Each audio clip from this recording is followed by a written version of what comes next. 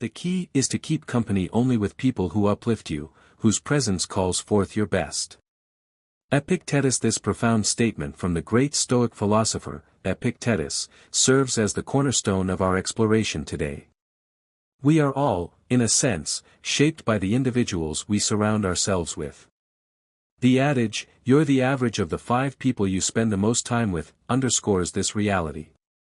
But what happens when those individuals, unintentionally or otherwise, impede our progress, drain our energy, and pull us away from our pursuit of virtue and inner peace, the very essence of Stoicism?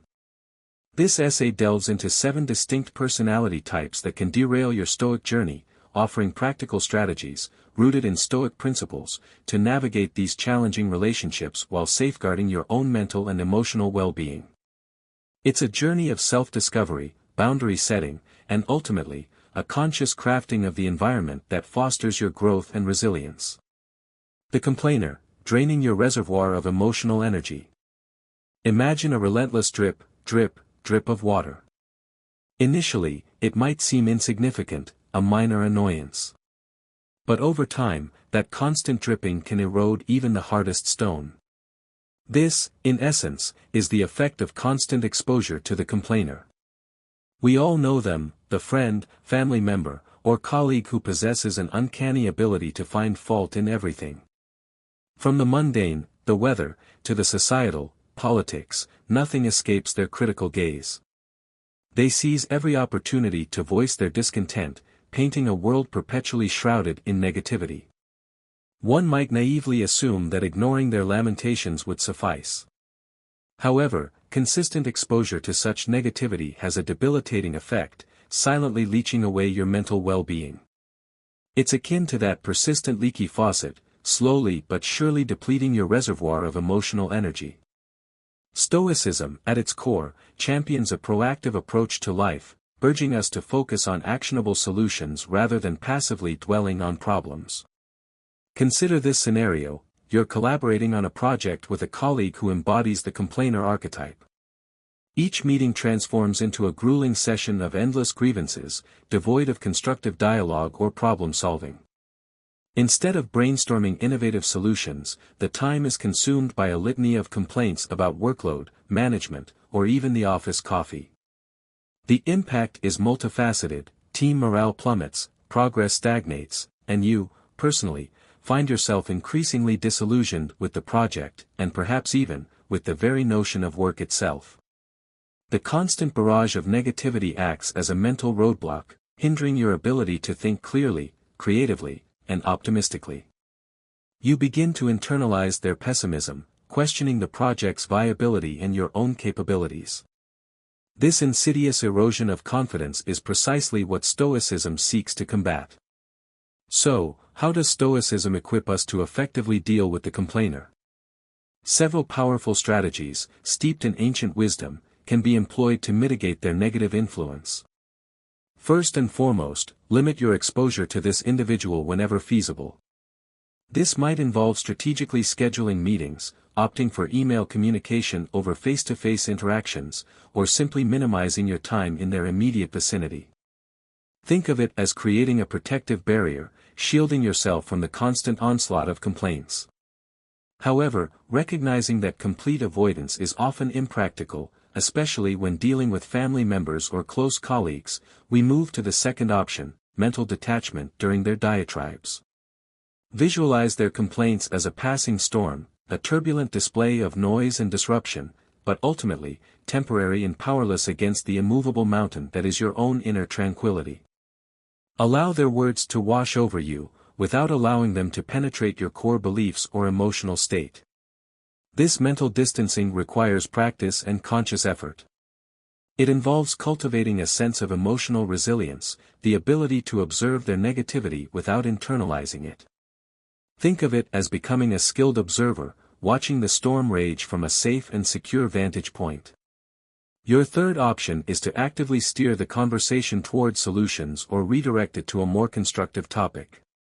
This requires a delicate touch, avoiding direct confrontation or dismissiveness.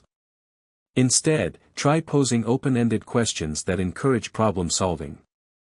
For instance, If the complainer is lamenting the lack of resources for the project, you could respond with, "What creative solutions can we explore with the resources we currently have, or what can we prioritize to make the most of our limited budget?" If solution-oriented dialogue proves elusive, gently steer the conversation towards a more neutral or positive subject. Discuss shared interests, current events, or even a humorous anecdote. The goal is to shift the focus away from negativity and towards a more uplifting or productive exchange. Marcus Aurelius, the philosopher-emperor, wisely stated, "You have power over your mind, not outside events." Realize this, and you will find strength. This timeless Stoic wisdom is particularly relevant when dealing with the complainer. It reinforces the idea that while we cannot control their negativity, we can control our reaction to it. We have the agency to choose how we interpret their words, how we allow them to affect our emotional state, and how we ultimately navigate the interaction. By diligently guarding our mental peace and consciously choosing to focus on solutions and positivity, we ensure that the negativity emanating from chronic complainers doesn't derail us from our Stoic path of resilience and virtue. We become masters of our own minds, unyielding in the face of external negativity. The power of Stoic principles in mitigating the impact of complainers is undeniable. By limiting exposure, practicing mental detachment, and proactively steering conversations towards constructive solutions, we can create a buffer zone that protects our mental and emotional well-being. The key is to remember that we are not responsible for their negativity, but we are responsible for how we choose to respond to it. By embracing the Stoic principles of self-control and inner peace, we can navigate these challenging relationships with grace, resilience, and unwavering commitment to our own personal growth. The drama magnet, steering clear of the whirlpool of chaos. Life, at its best, can be likened to navigating a ship through calm waters. The sun shines, the wind fills the sails, and the journey is smooth and predictable. However, life is rarely consistently serene. We inevitably encounter storms, rough seas, and unexpected obstacles. And then, there's the drama magnet, an individual whose very presence seems to conjure up a perpetual tempest of chaos and conflict. Imagine encountering a whirlpool in those otherwise calm waters. Initially, you might be intrigued by its swirling energy, its apparent intensity. But quickly, you realize that approaching it is a perilous decision. This is the allure and the danger of the drama magnet. This individual thrives on crises, conflicts, and controversies, seemingly attracting them like a magnet attracts metal filings. And, like a whirlpool, they possess an unsettling ability to draw you into their vortex of chaos, leaving you disoriented, exhausted, and potentially embroiled in situations that have nothing to do with you. Initially, you might find yourself drawn to the drama magnet's energy, mistaking it for passion, excitement, or even authenticity. They often possess a captivating charisma, a theatrical flair that makes them seem larger than life. However, you'll soon discover that being within their sphere of influence is akin to navigating a ship through a perpetual storm, exhausting, stressful, and ultimately, dangerous to your well-being. The constant need to navigate crises, mediate conflicts, and manage their emotional outbursts can leave you feeling drained and depleted. What makes dealing with drama magnets so particularly challenging is that their crises often feel like your own. Their chaos is infectious, seeping into your own life and disrupting your own sense of order and calm. You might find yourself embroiled in conflicts that you had no initial part in, simply by being associated with the drama magnet. Let's consider a practical example. You have a friend who is a quintessential drama magnet, frequently embroiled in fallouts with other members of your social circle. One day, they're not speaking to Sarah, the next day, it's Tom. This cycle of conflict is relentless and predictable. Your friend inevitably comes to you for advice, seeking your support and validation. Initially, you might offer a listening ear and attempt to mediate the situation. However, you quickly realize that this cycle never ends. Their conflicts are self-perpetuating, and your efforts to resolve them are futile. Soon enough, you find yourself also at odds with Sarah or Tom, simply because you tried to intervene in the drama magnet's latest conflict. You've been unwittingly pulled into their whirlpool, and now you're struggling to navigate the turbulent waters. In situations like this, employing a strategy known as reflective listening can be incredibly effective. Instead of offering unsolicited advice or taking sides in the conflict, simply mirror their words back to them, acknowledging their emotions without getting entangled in the drama itself. For example, if they lament, "I can't believe Sarah said that about me. It's so unfair," you could respond with, "So, you're feeling betrayed by Sarah's words, and you feel like you've been unfairly treated." This technique allows you to provide emotional support and validation without becoming personally invested in the conflict. You're offering a listening ear, but you're also maintaining a healthy distance, preventing yourself from being sucked into the whirlpool. Another approach, which might seem counterintuitive, is to become selectively unavailable. Stoicism reminds us to value our time and energy, recognizing that they are finite resources that should be allocated wisely. Sometimes, this means being unavailable for other people's crises, particularly if those crises are recurring and seemingly without resolution. Turn off your phone during certain hours, create focus periods where you concentrate solely on your work or personal development, and clearly communicate that during these times, you are not to be disturbed. This isn't about being selfish or uncaring, it's about protecting your own mental and emotional boundaries, ensuring that you have the time and energy necessary to pursue your own goals and maintain your own well-being. Seneca, the Roman statesman and Stoic philosopher, wisely observed, "True happiness is to enjoy the present, without anxious dependence upon the future." This principle is particularly helpful when dealing with drama magnets. Instead of anxiously anticipating the next crisis, or feeling obligated to intervene in their latest conflict, focus on the present moment, where you have control. Enjoy your life, pursue your passions, and don't allow yourself to be constantly disrupted by someone else's drama. Make it a point to sail your ship calmly, steering clear of the whirlpools that threaten your voyage towards personal growth and tranquility. The drama magnet thrives on attention and external validation. By refusing to be drawn into their chaos, you effectively deny them the fuel that sustains their drama. This isn't about being insensitive or unsympathetic, it's about recognizing that their drama is often a self-perpetuating cycle, and that your attempts to intervene may inadvertently reinforce that cycle. By setting boundaries, practicing emotional detachment, and focusing on your own well-being, you can navigate these challenging relationships with grace and resilience. The naysayer, protecting your vision from the shades of doubt. Imagine yourself as an artist, standing before a blank canvas, ready to bring your vision to life. Each brushstroke represents an idea, a dream, a step towards realizing your full potential. You are filled with inspiration, excitement, and a sense of boundless possibility. Now, imagine the naysayer entering your studio. They cast a critical glance at your work, and immediately begin to pepper you with doubts and criticisms. "Are you sure about that color? That doesn't look very realistic. You know, most artists never actually make a living at this, right?" Their words, like strokes of gray paint, begin to dull the vibrant colors of your canvas, slowly eroding your confidence and stifling your creative spirit. This isn't constructive criticism, which can be invaluable in refining your skills and improving your work. This is a persistent aura of doubt and negativity, designed to undermine your efforts and discourage you from pursuing your goals. The naysayer is often disguised as a concerned friend or well-meaning advisor. They might couch their negativity in terms of being realistic or protecting you from disappointment. However, their underlying motivation is often rooted in their own fears and insecurities. They project their own doubts onto you, hoping to justify their own inaction or lack of ambition. For example, let's say you're excited about pursuing a new career path. You've done your research, spoken to professionals in the field, and perhaps even taken a few preliminary courses. You are filled with enthusiasm and a sense of purpose.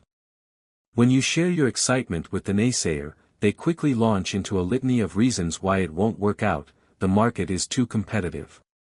Do you even have the right skills? What if you fail and end up regretting it? Soon enough, their doubts begin to feel like your own. The self-assured vision you once held starts to waver, and you begin to question your own abilities and judgment. So, how do you effectively deal with the naysayer, particularly when they are someone close to you, such as a family member or a trusted friend? One unconventional, yet surprisingly effective, method is to ask them for advice, rather than simply sharing your plans or aspirations. When people are placed in an advisory role, they are less likely to attack your ideas outright and are more inclined to offer more constructive feedback. By framing the conversation as a request for guidance, you subtly shift the dynamic from one of criticism to one of collaboration. For example, instead of declaring, "I'm going to quit my job and become a freelance writer," you could ask, "I'm considering a career change to freelance writing. Based on your experience, what are some of the challenges I should be aware of, and what skills do you think would be most valuable in that field?" Another powerful method involves flipping the script through a technique called positive confrontation. Instead of passively absorbing their negativity, challenge them to think of solutions or alternative perspectives. If they declare, "You'll never be able to switch careers at this stage in your life. It's too risky," counter with, "That's an interesting perspective. How do you think someone could successfully make a career change at this point in their life? What strategies could they employ to mitigate the risks?" This not only deflects the negativity but also encourages a more constructive and solution-oriented conversation. It forces the naysayer to move beyond simply pointing out problems and to actually consider potential solutions. Remember the words of the Stoic philosopher Epictetus, "We have 2 ears and 1 mouth so that we can listen twice as much as we speak." However, listening doesn't mean passively absorbing everyone's negativity. It means discerning valuable input from mere noise. It means critically evaluating the information you receive and filtering out the negativity that serves no constructive purpose. When the naysayers begin to cloud your canvas with their shades of doubt, take a step back, listen thoughtfully, reflect on their concerns, and then continue painting your own life with the colors that speak to you, the colors that represent your dreams, your aspirations, and your unwavering belief in your own potential. Don't let anyone turn your vibrant masterpiece into a dull gray landscape. The naysayer often preys on your insecurities and self-doubt. By understanding their motivations and employing these proactive strategies, you can effectively neutralize their negativity and protect your vision from being tarnished. Remember, your dreams are worth fighting for, and you have the power to create the life you desire, regardless of what the naysayers might say. The victim, escaping the checkmate of self-pity and embracing responsibility. Imagine life as a game of chess. Each player begins with the same pieces, the same board, and the same ultimate goal, to checkmate the opponent's king. You must think strategically, anticipate your opponent's moves, and be willing to make sacrifices to achieve victory. However, the victim approaches the game with a fundamentally different perspective. They blame the board, the pieces, or even their opponent for every poor move they make.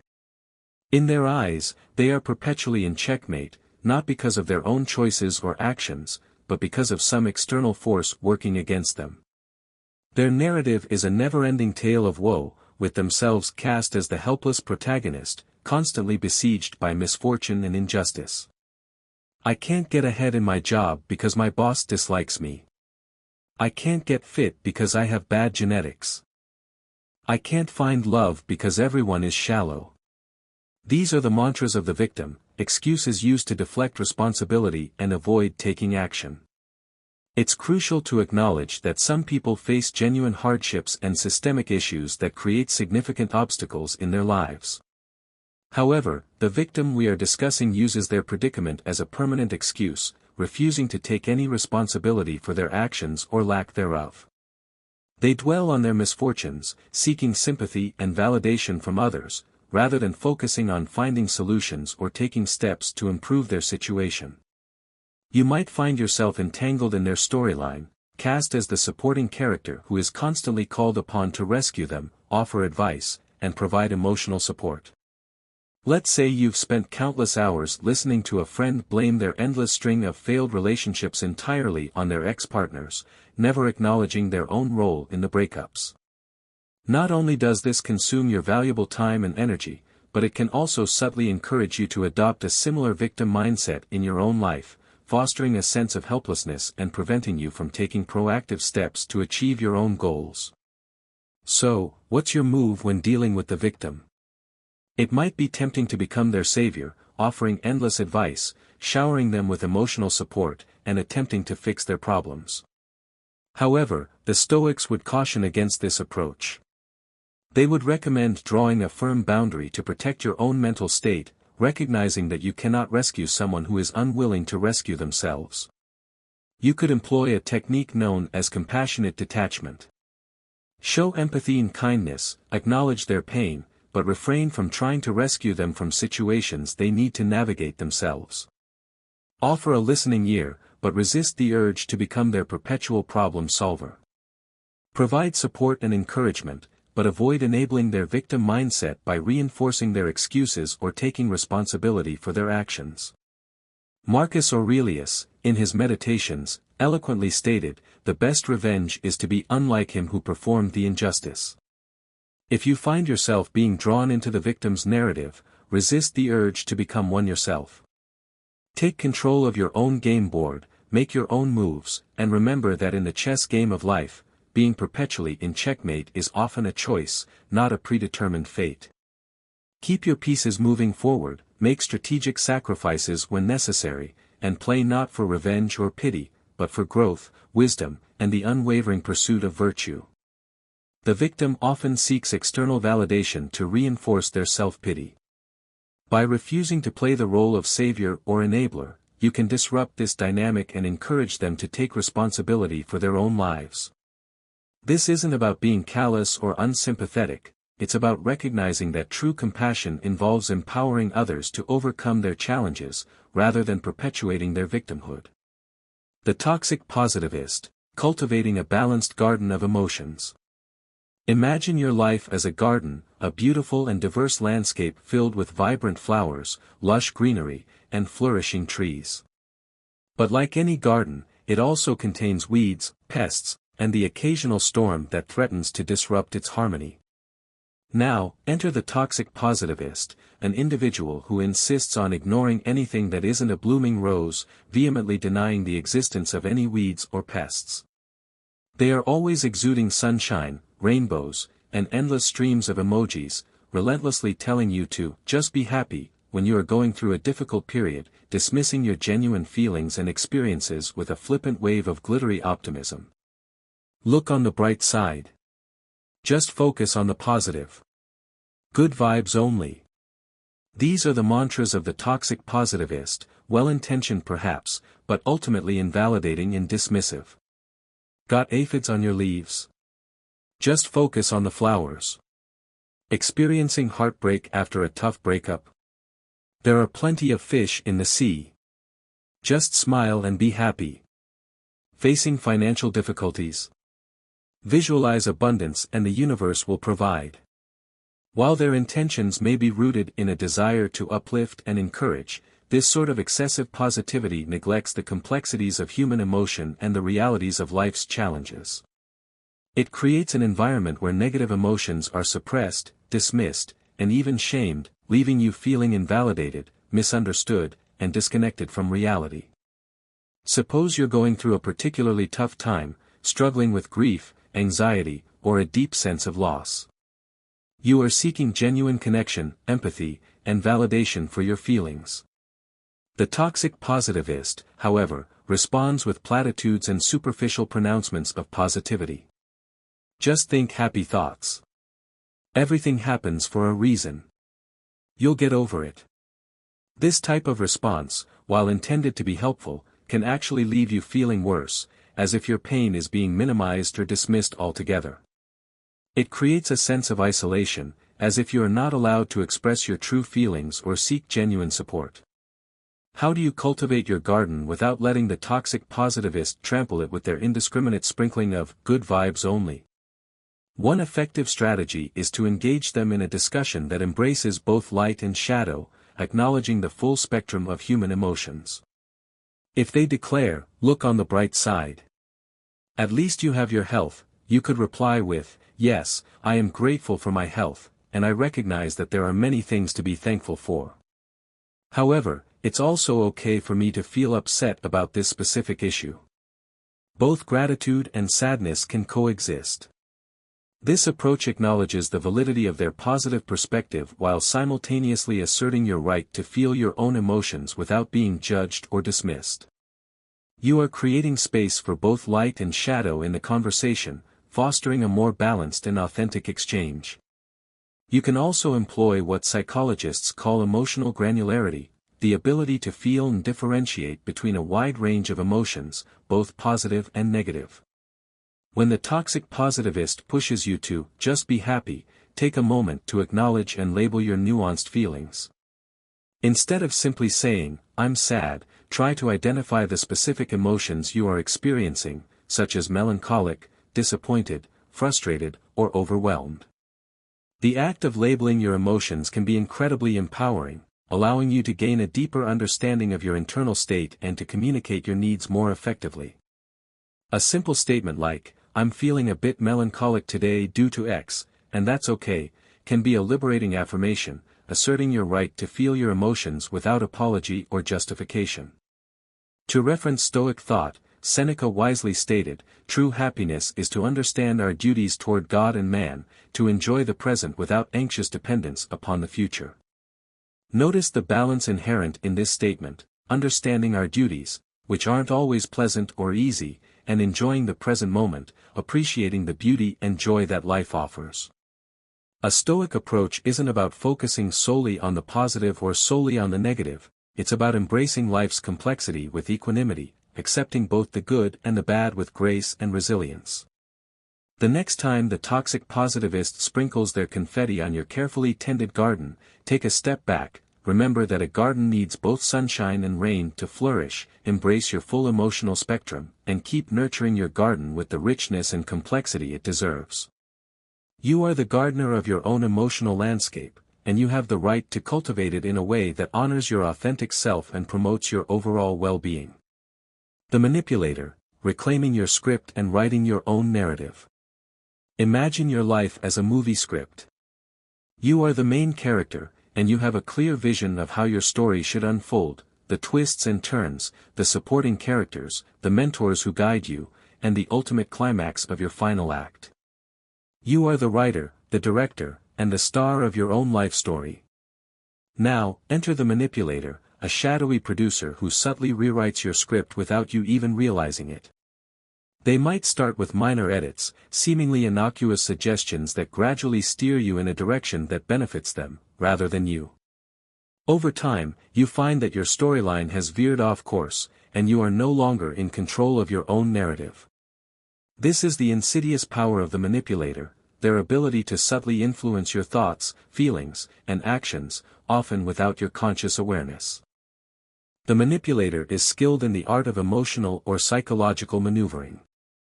They might use flattery to inflate your ego and make you more susceptible to their suggestions. They might use guilt trips to exploit your empathy and make you feel obligated to comply with their requests. Or they might even resort to outright deceit, fabricating stories or distorting the truth to achieve their desired outcome. For example, you might have a friend who always manages to get you to pay for dinner by saying something like, "You know, I've been having a really rough month, and you're so successful. It wouldn't mean much to you to cover the bill, but it would really make my day." Over time, you find that your generosity has been consistently taken advantage of, but calling them out on their behavior feels uncomfortable because they have framed it as a favor to a friend in need. This is a classic manipulation tactic, using emotional leverage to exploit your kindness and generosity. Handling a manipulator can be a tricky business, requiring a combination of assertiveness, boundary setting, and a clear understanding of their tactics. One effective method to counteract their manipulative behavior is what some experts call fogging. This technique involves agreeing with any truth in the manipulator's statements, but refusing to be moved by emotional coercion. For example, if they say, "You're so successful, you should cover dinner," you could respond with, "You're right, I've been doing well. But let's split the bill as we usually do."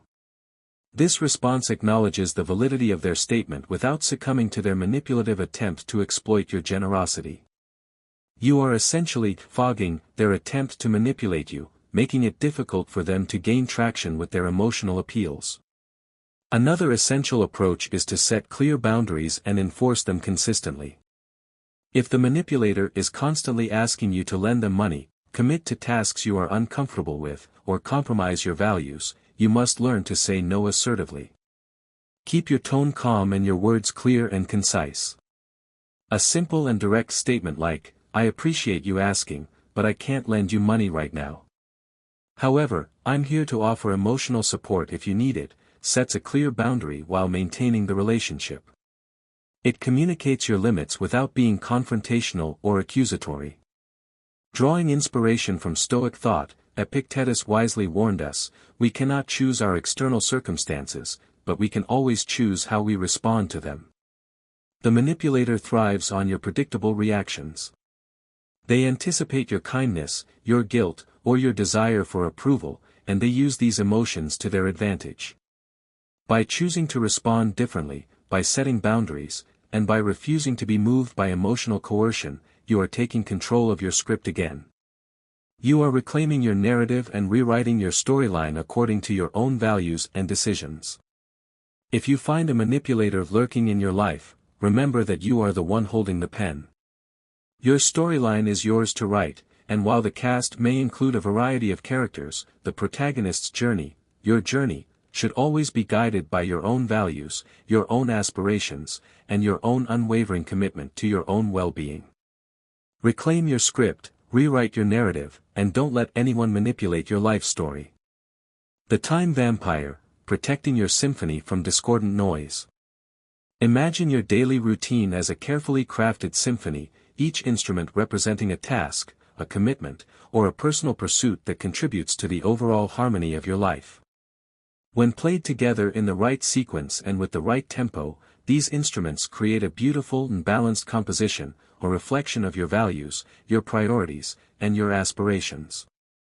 But then, the Time Vampire joins in, screeching off-key, interrupting your flow, drowning out your melody, and turning your beautiful composition into discordant noise. This is the disruptive power of the Time Vampire, an individual who, often unintentionally, steals your time, drains your energy, and throws your carefully crafted symphony into disarray. The Time Vampire is not necessarily malicious. In fact, they might seem quite benign, even well-intentioned. They might be a colleague who constantly interrupts you with trivial questions, turning your productive workday into a series of fragmented moments. Or they might be a friend who invites you to countless social events that you have no interest in attending, making you feel obligated to participate and draining your time and energy. These interactions might seem inconsequential in the moment, but the cumulative effect can be profoundly disruptive, eroding your productivity, undermining your focus, and leaving you feeling exhausted and overwhelmed. The Time Vampire can manifest in various forms. They might be the colleague who constantly drops by your desk for casual conversations, unaware of the fact that you are deeply immersed in a project. They might be the friend who always calls at inconvenient times, monopolizing your attention with endless stories and complaints. Or they might be the family member who expects you to be available at their beck and call, regardless of your own schedule or commitments. While these individuals might not be intentionally trying to sabotage your time, their actions can have a significant impact on your ability to achieve your goals and maintain a sense of balance in your life. So, how do you protect your symphony from being ruined by the Time Vampire? One effective strategy is to implement time management techniques that create clear boundaries and protect your focus. The Pomodoro technique is a particularly useful method, involving breaking your work into focused intervals, traditionally 25 minutes in length, separated by short breaks. During these intervals, you make it clear to others that you are not to be disturbed, creating a protective bubble around your most productive time.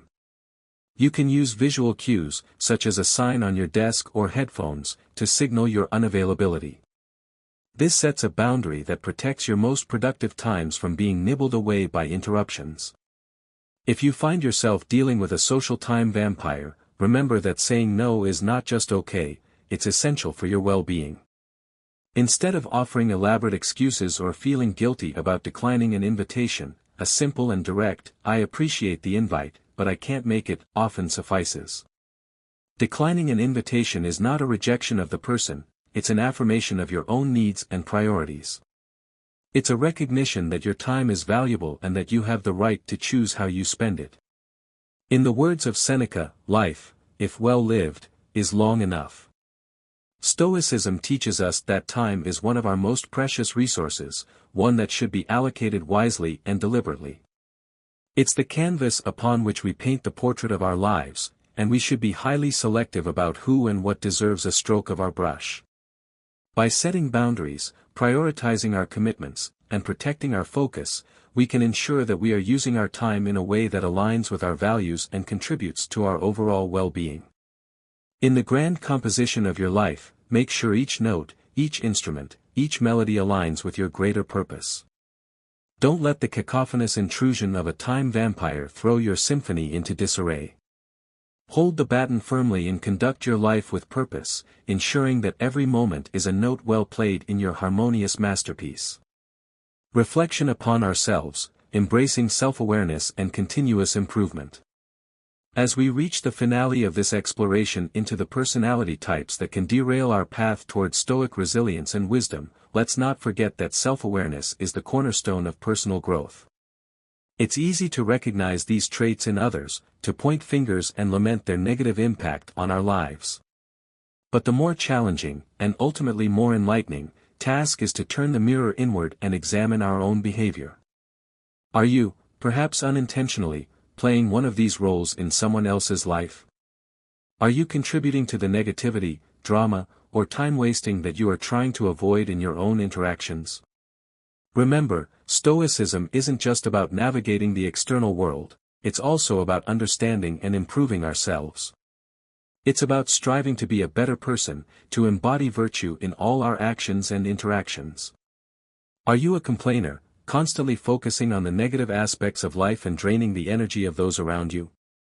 Are you a drama magnet, creating unnecessary chaos and drawing others into your conflicts?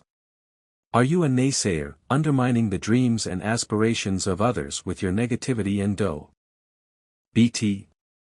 Are you a victim, blaming external forces for your misfortunes and refusing to take responsibility for your own life? Are you a toxic positivist, dismissing the valid emotions of others with your superficial pronouncements of happiness? Are you a manipulator, subtly influencing others to serve your own interests? Or are you a time vampire, stealing the time and energy of others with your interruptions and demands? These are difficult questions to ask ourselves, but they are essential for personal growth. By honestly assessing our own behavior, we can identify areas where we can improve and strive to become more positive, supportive, and considerate individuals. We can learn to be more mindful of the impact we have on others and make conscious choices to contribute to their well-being, rather than detracting from it. This isn't about striving for perfection, it's about committing to continuous improvement, to becoming the best version of ourselves. If this discussion has sparked a realization, an epiphany, or even just a bit of introspection, I encourage you to share your thoughts and experiences in the comments section below. Let's engage in a dialogue that enriches us all, fostering a community of individuals committed to Stoic principles and personal growth. Until next time, may your choices align with your virtues, may your actions reflect your wisdom, and may your life be the masterpiece you are meant to create.